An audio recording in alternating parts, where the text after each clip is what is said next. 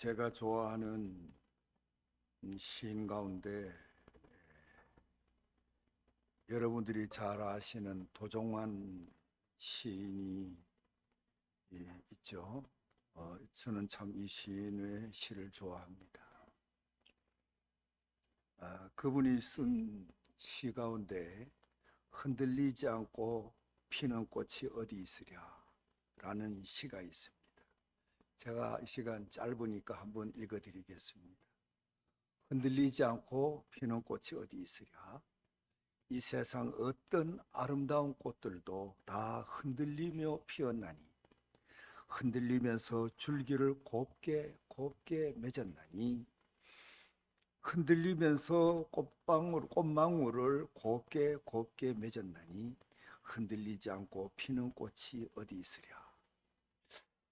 이 꽃을 피우기까지는 고대께는 많은 시련이 있었다는 사실을 끌어와서 우리의 삶 역시 많은 시련과 역경을 피할 수가 없고 그것을 이겨야만이 우리 삶도 아름답게 꽃피울 수 있다는 거죠.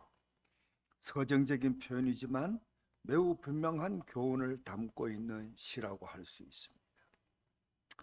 심하게 흔들려도 꺾이지 않고 뽑히지 않는 힘은 어디에서 나오는 것일까요?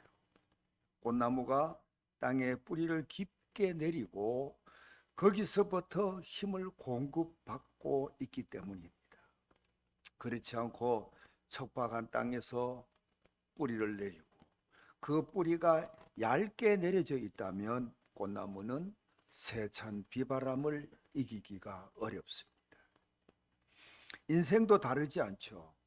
땅에 깊이 내린 뿌리처럼 하나님에 대한 믿음을 깊게 뿌리내려야 합니다. 좀 구체적으로 말씀을 드리면 하나님이 나를 사랑하고 계시다는 믿음, 하나님이 나의 온 삶을 책임져 주신다는 믿음, 하나님의 영광을 위하여 나를 하나님이 사용하신다는 믿음, 찾고 부르짖으면 하나님은 응답해 주신다는 믿음, 주 안에 있을 때 최후 승리를 거두게 된다는 믿음, 삶 속에 이런 믿음이 깊이 뿌리 내려져 있으면 아무리 세찬 비바람이 불어도 꺾이거나 뽑히지 않는 삶을 살 수가 있는 것입니다. 사랑하는 교우 여러분, 믿음 안에 깊이 뿌리 내리고 사는 우리 모두가 되시기를 주의 이름으로 축원합니다. 이사야는 히스기야와 므낫세 시대에 활약했던 선지자입니다. 히스기야는 성군이죠. 유대에 몇몇의 성군이 있는데 그 중에 한 사람이 바로 히스기야입니다. 우리로 말하면 세종대왕 정도는 아니고 성종이나 혹은 영조, 정조 이 정도는 아마 되는 아주 그 유대의 몇몇 안 되는 성군 중에 한 분이죠. 그러나 그 아들 므낫세는 전혀 상반된 모습이었습니다. 우상을 숭배하고 악을 행하기를 서슴지 않는 아주 못된 왕이었습니다. 당시 므낫세는 친아수르 정책을 펼치면서 아수르를 가까이 했는데 이사야는 이런 므낫세의 정책에 반대했습니다. 이사야가 반대한 데는 이유가 있었습니다. 무턱대고 반대한 것이 아니었습니다. 아수르가 너무 무자비한 족속이었거든. 그리고 철저히 우상을 숭배하는 나라였기 때문에 이사야는 친아수르 정책을 펴는 므낫세에 대해서 반대를 했던 것인데 므낫세는 자신의 정책에 반기를 드는 이사야를 전승에 의하면 톱으로 켜 죽였다는 것입니다. 그러니 그 전에 이미 이사야는 많은 미움을 받았겠죠. 많은 박해를 받았지 않겠습니까? 오늘 본문은 이런 이사야의 고백, 이런 이사야의 간증이라고 할 수 있는데, 자신이 어떻게 하나님의 메시지를 전하는 선지자의 사명을 감당할 수 있었는지, 또 어떻게 시련과 역경 속에서도 꺾이지 않고 뽑히지 않고 이렇게 든든히 서서 믿음을 지킬 수 있었는지에 대해서 고백하고 있습니다. 그는 어떻게 해서 선지자의 사명을 감당할 수 있었다고 했습니까? 오늘 본문 4절을 보니까 주 여호와께서 학자의 혀를 내게 주셔서 감당할 수 있었다라고 말합니다. 학자의 혀를 내게 주셔서 내가 하나님의 메시지를 전하는 이 선지자의 사명을 감당할 수 있었다는 것입니다. 학자의 혀를 주셨다는 것은 무슨 뜻이냐 하면, 적절한 때에 적절한 말을 권위 있게 할 수 있는 능력을 말합니다. 그래서 학자의 혀를 내게 주셨다. 하나님께서는 적절한 때에 적절한 말을 권위 있게 할 수 있는 능력을 내게 주셨다는 겁니다. 그래서 내가 하나님의 메시지를 백성들에게 전하는 선지자의 사명을 감당할 수 있었다는 것입니다. 자신의 지혜와 능력이 아니라는 것입니다. 하나님이 자신을 도구로 삼으시고 자신의 혀를 사용하셨기 때문에 자기는 하나님의 메시지를 전하는 선지자의 사명을 감당할 수 있었다라는 것입니다. 사랑하는 우리 교우 여러분, 우리가 아무리 무지하고 목매해도 하나님께서 우리를 사용하시면 우리의 혀는 학자의 혀가 됩니다. 이 사실을 우리는 믿어야 합니다. 여러분, 아무리 내가 무지목매해도요, 하나님이 나를 사용하시면, 내 손을 사용하시면 내 손이 능력이 있고, 내 혀를 사용하면 내 혀가 능력 있는 혀가 되는 것입니다. 이 사실을 깨닫는다면 우리는 어떻게 해야 되겠습니까? 하나님께 내가 쓰임받기를 기도해야 되겠죠. 여러분, 쓰임받기를 기도하십시오. 여러분, 쓰임받는 감격이 있기를 기도하십시오. 하나님, 저는 하나님께 쓰임받는 도구 되기를 원합니다. 쓰임받는 인생 되기를 원합니다. 그렇게 기도해야 돼요. 그래서 여러분, 하나님이 들으시고 나를 사용하시고 내 혀, 내 손, 내 발, 내 전능을 하나님께서 쓰시면 나는 능력 있는 사람이 되는 거죠. 그러면 하나님께서 우리를 사용하실 때 우리의 혀를 어떻게 학자의 혀가 되게 하실까요? 우리의 혀를 사용하시면 우리는 학자의 혀가 되는데, 여러분, 그냥 쓰지 않는다는 것이죠. 우리의 혀가 학자의 혀가 되도록 하나님께서 만드시고 우리를 사용하신다는 것입니다. 학자의 혀가 되게 하는 비밀을 누가복음 12장 11절 12절을 보면 우리는 알 수 있습니다.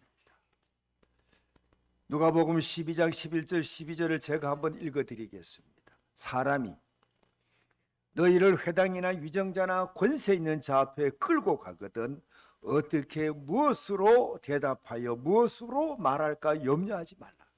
마땅히 할 말을 성령이 곧 그때에 너희에게 가르치시리라. 여기서 알 수 있는 것이 무엇입니까? 여러분, 보혜사 성령이 우리를 가르치고 우리가 그 성령의 가르침을 따르면 우리의 혀는 적절한 때에 적절한 말을 권위 있게 할 수 있는 학자의 혀가 된다는 것입니다.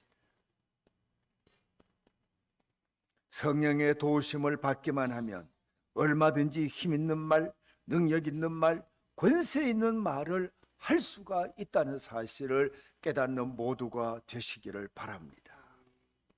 이사야는 성전에서 기도하던 중 성령의 특별한 체험을 하게 되었습니다. 그리고 그 체험이 있은 후에 이사야는 하나님의 메시지를 전하는 선지자의 사명을 출발하게 되었습니다. 이사야가 여러분 경험한 특별한 성령의 체험은 어떤 체험입니까? 기도하던 중에 스랍 천사가 제단에 핀 숯불을 가져와서 그의 입술에 대며 내 악이 제하여졌다, 내 죄가 사하여졌다는 그 환상을 보고 들은 후에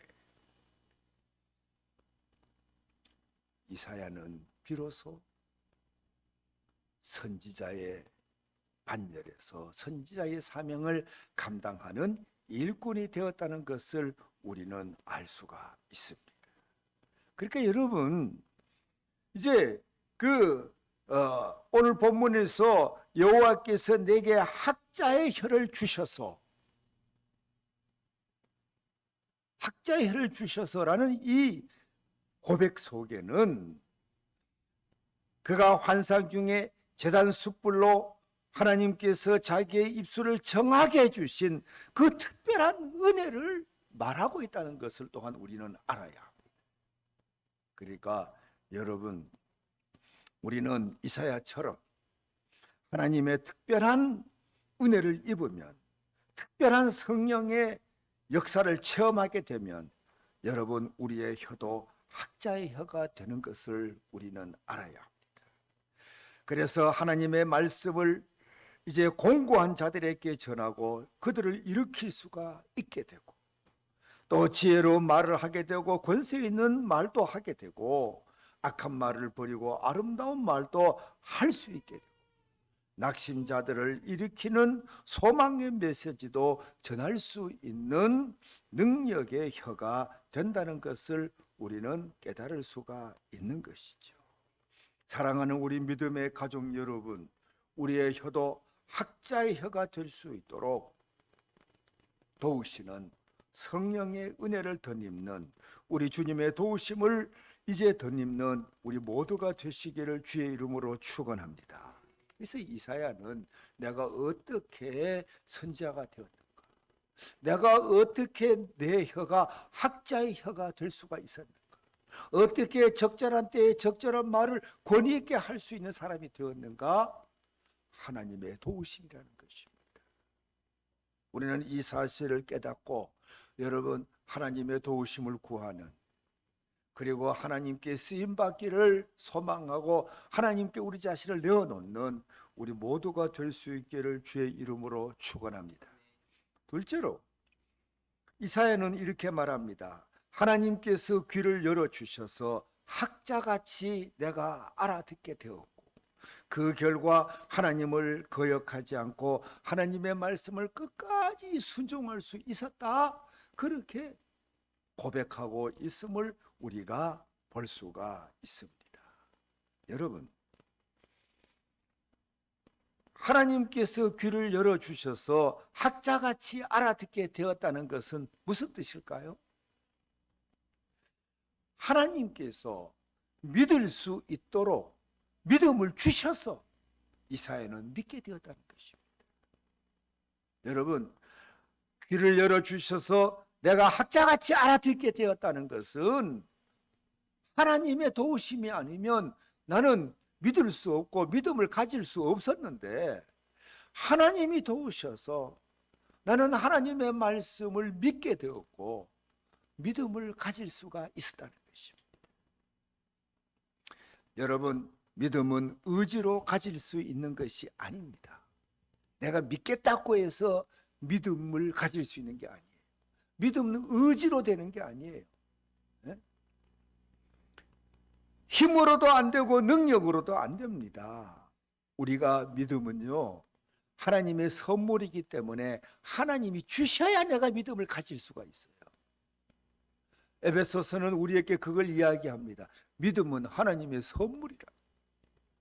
선물은 줘야 받는 것 아닙니까? 안 주는데 여러분 빼앗으면 그게 선물이 아니죠. 그 강탈이죠. 근데 여러분, 믿음은 하나님께서 믿게 해 주셔야 가질 수 있는 게 우리의 믿음이에요. 그래서 힘으로도 안 되고 능력으로도 안 되고 성령께서 믿게 해 주셔야 되는 것입니다. 그런데 이사야는 말합니다. 하나님이 나를 믿게 해 주셨다는 것입니다. 알아듣게 해주셨다는 것입니다. 의심하지 않게 해주셨다는 것입니다. 확실히 알게 해주셨다는 것입니다.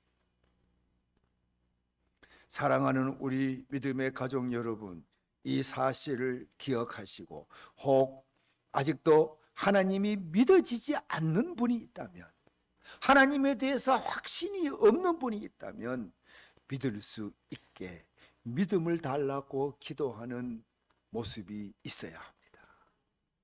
여러분, 시편 107편 9절의 말씀을 보면 하나님은 사모하는 영혼을 만족하게 하시며 줄인 영혼에게 좋은 것으로 채워주신다 그랬어요.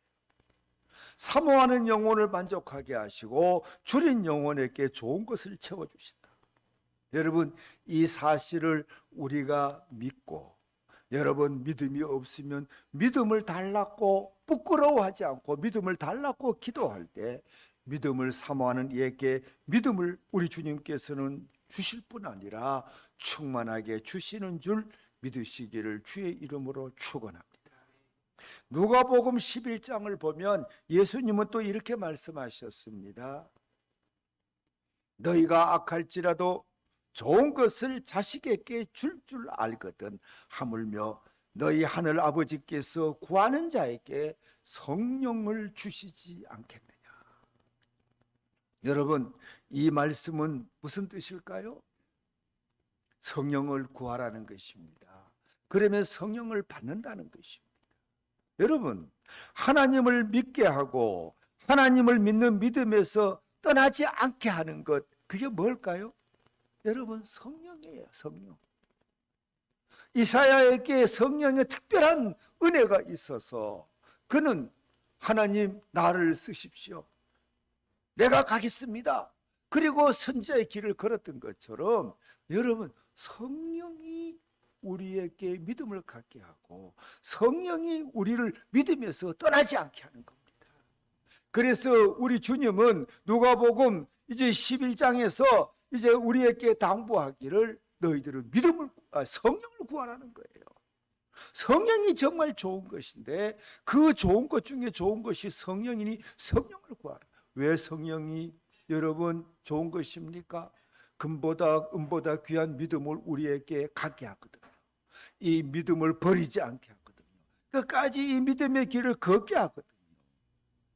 그래서 성령을 구하라는 것입니다. 여러분, 성령을 구하고 성령이 우리에게 임하시면 성령은 우리를 진리 가운데 인도해 주십니다. 딴 길로 가지 않게 하십니다. 오늘 이사야는 이 사실을 고백하고 있습니다. 하나님이 나로 하여금 믿게 해주시고 이 믿음의 길을 꺾거나 이 믿음의 길에서 떠나지 않도록 나를 끝까지 도우셨다는 것입니다. 여러분, 오늘 이 시대 저와 여러분들, 여러분, 우리가 정말 꺾이지 않고 뽑히지 않고 굳건히 믿음 위에 서서 이 믿음의 길을 걸어가기 위해서는 우리의 믿음을 강화시켜 주시는 성령의 도우심을 힘입어야 되는 줄 꼭 기억하시고 성령의 도우심을 힘입기를 소망하고 성령께 구하는 저와 여러분 되시기를 주의 이름으로 당부합니다.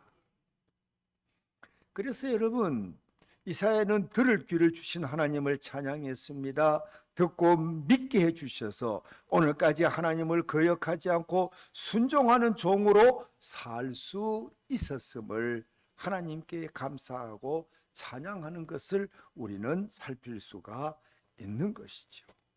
오늘 우리가 믿게 된 것, 오늘 우리가 믿음 안에 살고 있는 것, 다 주님의 도우심, 성령의 역사하심 속에 우리가 이제 이 모든 것들을 이루고 사는 것을 기억하시고 우리에게 성령을 주시고 우리를 도우시는 우리 주님을 높이 높이 찬양하는 모두가 되시기를 주의 이름으로 축원합니다. 마지막으로 온갖 수욕을 당하며 고난을 받아도 이사야가 부끄러워하지 않고 낯빛을 바꾸지 않고 기꺼이 그 모든 것들을 감수할 수 있었던 것은 가까이 계시는 하나님을 믿고 있었기 때문이라고 그는 고백하고 있습니다. 여러분, 이사야는 하나님의 임재를 확신했습니다. 하나님의 임재를 조금도 의심하지 않았습니다. 그래서 수치와 고난을 받아도 그는 굴하지 않았습니다. 하나님이 가까이서 보고 계시기 때문에 최후에는 반드시 자기가 승리하게 될 것을 그는 의심치 않았습니다. 지금은 내가 이런 수치를 당하고 고난을 받지만 모든 것을 살피고 계시는 주님, 그리고 가까이 계시는 주님은 최후 승리를 거두게 하시고 나로 하여금 하나님 앞에 의연히 서게 하게 하실 것을 그는 믿었기 때문에 그 수치와 고난에도 굴하지 않았던 것이죠.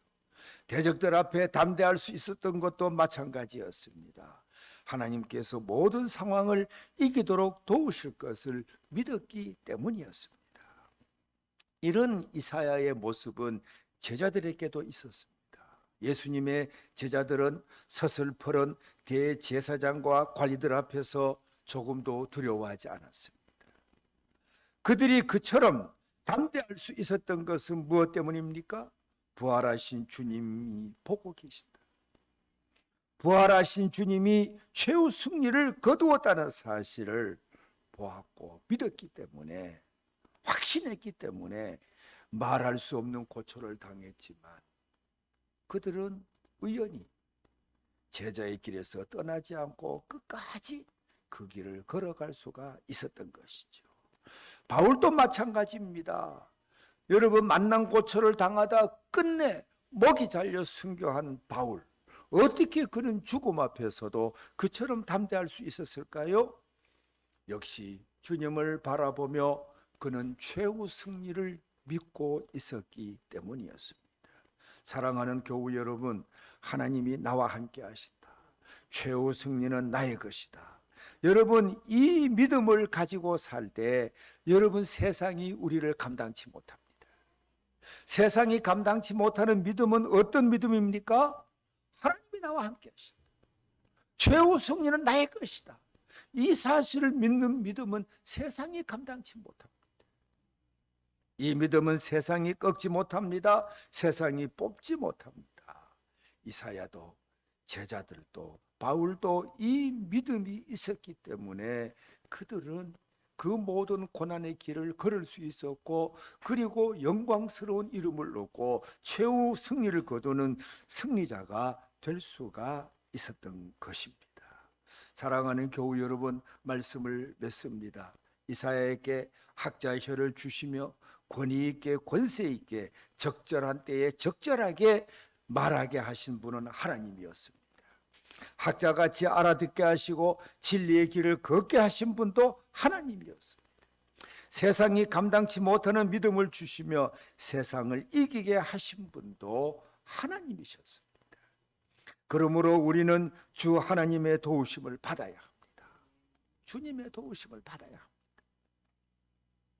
여러분, 주님의 도우심을 받으면 학자의 혀, 여러분 학자의 귀, 그리고 여러분 만난 고초를 당해도 여러분 의연히 가시밭길도 의연히 걸어갈 수 있는 믿음의 승리자가 될 수 있다는 것 아닙니까? 사랑하는 우리 믿음의 가족 여러분, 하나님의 도우심을 받아야 합니다. 하나님의 도우심을 받고 싶습니까? 하나님의 독생자 예수 그리스도를 따르면 됩니다. 예수 그리스도는 십자가의 죽으심과 부활을 통해서 당신이 가는 길이 참된 길이 되시고 진리가 되시고 생명이 되는 길임을 보여주셨습니다.